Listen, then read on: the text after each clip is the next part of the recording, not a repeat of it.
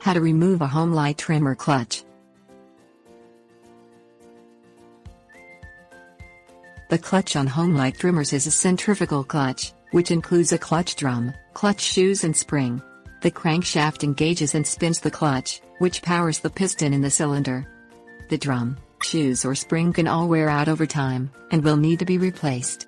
Removing the clutch on these trimmers can only be accomplished by blocking the piston from moving in the cylinder. Therefore, this operation is better left to a professional or those who have prior small engine knowledge. Things you will need: screwdriver, socket wrench, piston stop tool, wrench. Unscrew the ignition housing screws on the trimmer's boom shaft.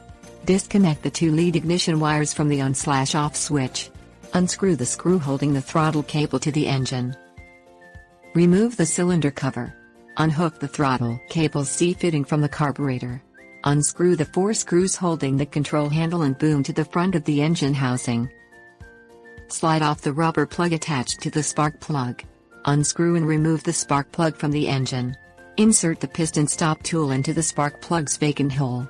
Turn the piston until it contacts the stop tool. Loosen the captive screw that's holding the clutch drum and connector to the crankcase with the screwdriver. Pull the drum and connector off of the crankshaft. Loosen the nuts holding the clutch shoes to the crankshaft counterclockwise with the wrench. Remove all of the clutch's shoes, making sure you don't spread the fingers of the shoes as you pull them off the crankshaft. If the clutches have moved from their original position, they should be replaced. Inspect the clutch plate arms to make sure they aren't damaged. Unscrew the clutch plate and replace only if the centrifugal force is not allowing it to contact the clutch drum. Reassemble all of the clutch shoes to their original position and screw in place with the wrench. Set the drum and connector back in place over the crankshaft. Tighten their retaining nut. Remove the piston stop tool and reattach the spark plug and connecting wire. Reattach the throttle cable C fitting to the carburetor. Place the starter cover back in place. Tighten the 4 screws holding the control handle and boom shaft to the engine. Reconnect the ignition wires to the on/off switch in the ignition housing assembly. Tips: warnings.